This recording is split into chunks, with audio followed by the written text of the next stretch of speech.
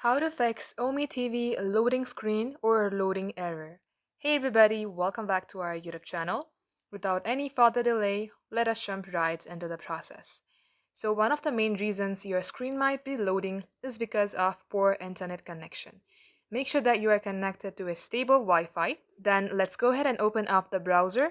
Then click onto the settings icon on your Chrome profile and go on to clear data option.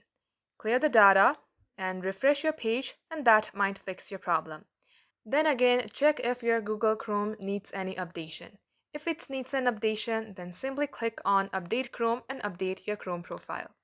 If it's still not working for you, open up your incognito mode and try browsing your Ome TV from this mode. And in case you are using a VPN, make sure you turn it off and try browsing your Ome TV. That wraps up today's tutorial. Thank you for watching the video till the very end.